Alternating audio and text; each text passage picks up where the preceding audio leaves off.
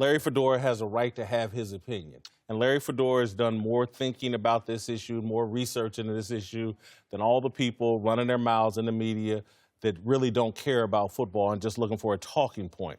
Having said that, the only thing I'll blame Larry Fedora for, I wouldn't have rolled out this opinion at Media Day for the ACC.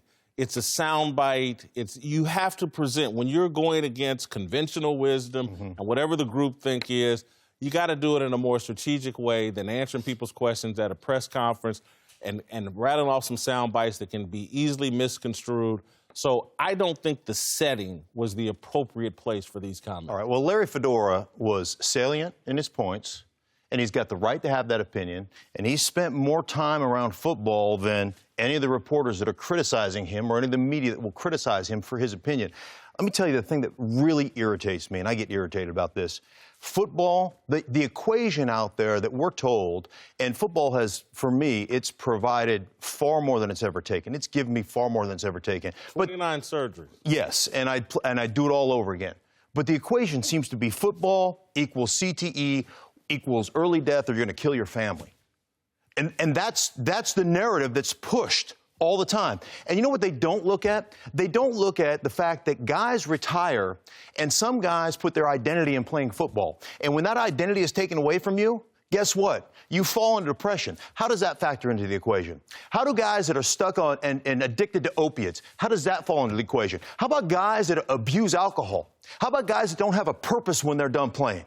How about all those things that aren't being researched? Could those have an effect on your brain matter, your brain health? Because certainly I believe that repeated concussions or repeated head trauma will probably create a situation where you have some injury, some CTE. But I also believe that your brain has enough elasticity, has enough connectivity to overcome some of those things. So why does not every guy die early with brain trauma? Why is Jerry Kramer going to be elected and inducted in the Hall of Fame, and he's 84 years old, and he's salient, and he's sharp, and I talk to him on a regular basis? Why? Because we don't look at anything but, oh, football causes CTE, and you're going to die. Run away, run away. And I think it's so selfish, and it's so short-sighted, and the science is so incomplete. And I 100% agree with Larry, and it bothers me that somebody's going to go into USA Today and say, fire him immediately. Silly. I can't 100% agree with him, because it is science behind that CTE thing.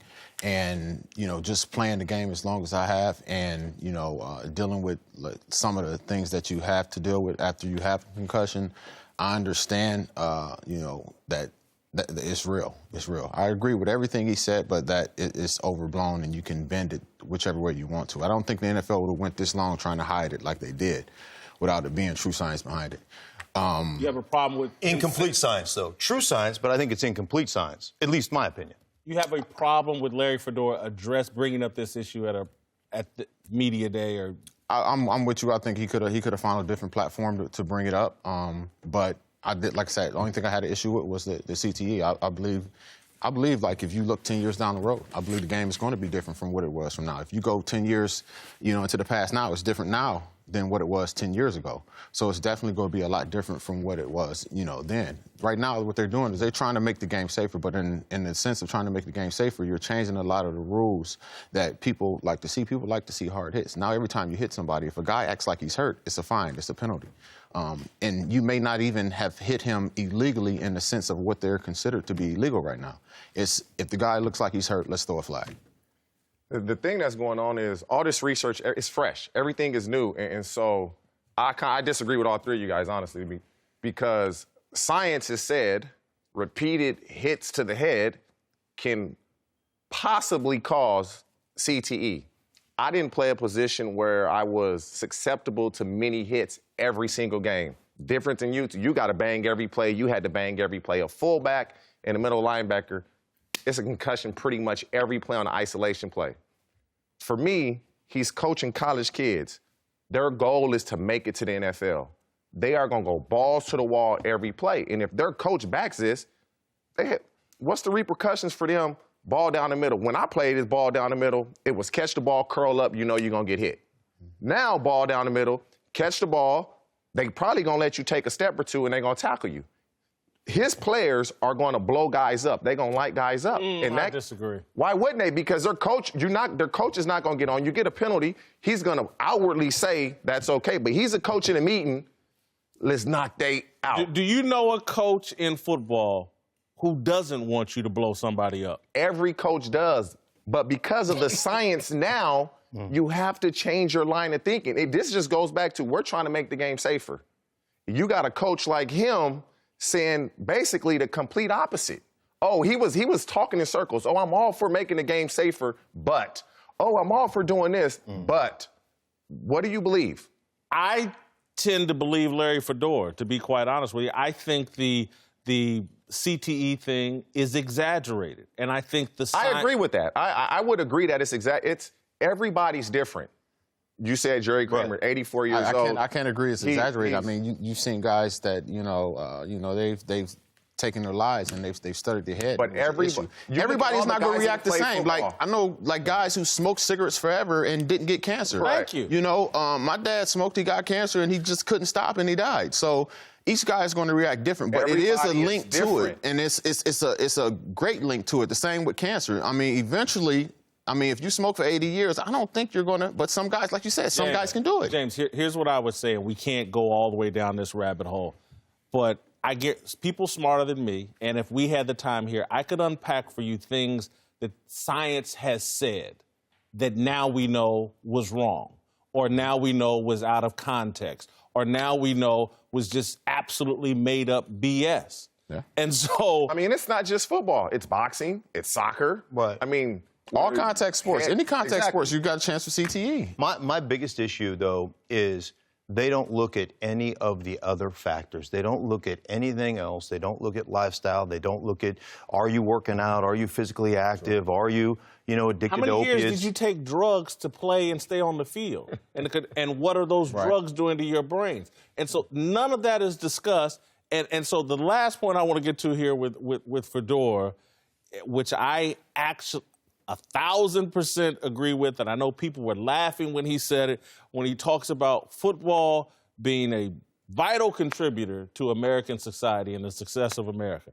And I 1,000% agree with that. And it was like this morning, I didn't know your backstory, James. I thought you ended up in the Mid-American Conference at Kent State because you were 6 foot tall.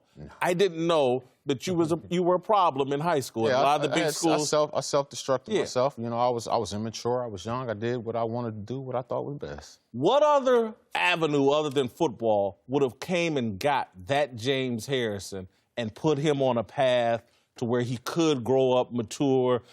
I don't know if the band was going to do it for you or English professor was going to do it for you or whatever. It's definitely without football. I'm not where I'm at right now. No. And so I think the people attacking football either don't care about you, don't care about Mark, don't care about me. Because I was in a one-bedroom apartment with my father in 1984. I think they're just concerned. And like I said, they're looking at this CTE thing and they're seeing what's happening with guys. And like right now, I'm at a point where I'm letting my kids play contact sports. They're like, why are you letting kids play contact sports? You know, CTE and all this other stuff. I'm not going to keep my kids away from something that they want to do. I'm not going to shelter them. Everything you do in life has a risk. If you walk outside the house, you can get shot by a stray bullet. Something could fall on you. You could die. I'm not going to have my kids live in fear of what could possibly happen. I'm going to do everything I can to try and protect them when they play that game and teach them the correct way to do it. But I'm not going to take it away from them. We're in a place in our society where there is so much vitriol, there is so much anger, there is so much hate because of race, because of economic status, because of whatever the case may be. And I think this country could learn a hell of a lot by spending some time in a locker room to watch guys who come from different areas of the country, different economic backgrounds, different creeds and different colors and different religions, and actually sacrifice for one another and love one another. And I think a lot can be learned based on a locker room. So I happen to agree with Coach that there's a lot of great things that you learn. You learn far more. Like I said, I've learned far more, and the game has given me far more than it's ever taken. We're not talking about what you learn from him. We're talking about his opinion of they're changing the game. They're changing the game. Get to your point. I'm going to tell a quick story. Like my wife's grandmother, she had cancer. She went through chemotherapy, radiation. They thought it was gone. It comes back. They give her 2 months to live. And I was probably in my 4th or 5th year, and she says to me, if I make it to September, I'm not dying before January, because she looked forward to every Sunday. She was like, if I can make it to September, I will not die before January. She made it to September, and then she passed away the following June. But they gave her 2 months to live, and she lived 10 months because she looked forward to every Sunday to watching me play. And as what you said, football is very vital to what we do in America. I'm a football fan. I try to watch every game. I recognize every player. I speak to football. It's giving me everything. Without football, I don't know where I would be. And that's, again, why Larry Fedora is so defensive about football and thinks the attack is unfair. And that's why I agree with it. Smart about. I mean, we've seen people play with leather helmets and no face masks. So the game is always going to change, and they think they're making it change for the better. We just don't know now.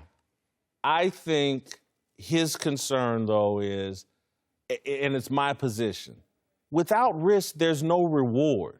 And so all this trying to eliminate all the risk from football, rather than football, and this is where I question and want the commissioner of the NFL and everybody involved with football to get more where Larry Fedora is. I'm not going to apologize that this game is violent and dangerous. It is. Everybody that gets involved knows. They know what the rewards are. This isn't the 1960s and 70s. It's not even 1986 or 87 when you got in and got paid $45,000 a year. James Harrison played at a time when you could make generational wealth and change your family for a significant period of time. It's worth the risk. And we need to quit apologizing. The reason the changes in the game and the health is a priority is because of the lawsuit that was brought against the NFL. So they saw that lawsuit and said, we got to get at the forefront of this. That's why all these changes are being enacted now, because of the lawsuit that was brought against the league, and they stood to lose. Hey, now that the cat's out of the bag and everybody knows, okay, I'm with you. Hey, this is a dangerous game. And there's only 1,700 people in the world that are physically gifted enough, that have been touched by the hand of God, and are slightly twisted enough to actually play it. And you know what? If you can't play it, I'm sorry. Sure. Right? I'm sorry that you weren't gifted enough and you weren't crazy enough to play it. And we move on. And that's one of the things I love being in a game. I love being on the sideline and watching it. And I watch the guys play, and I'm like, dude, these guys are crazy. I can't even believe that I played. But when you're in it, you're just in it, right? Yeah. I mean, like you said, once that time comes where you don't feel like the risk is worth the reward, then you walk away from it. You do a poll of guys that played at least 6 years, 99% would probably say they do it again. Sure. Because it's that fun, and the reward outweighs the risk. Sure. It does. Yeah, I obviously never made it out of being a mediocre Mid-American Conference player. I would love to do it all over again. If y'all had come across each other, maybe you could have made your point against him. He wouldn't have been able to play. I'd have got drafted in the first round. I came across him.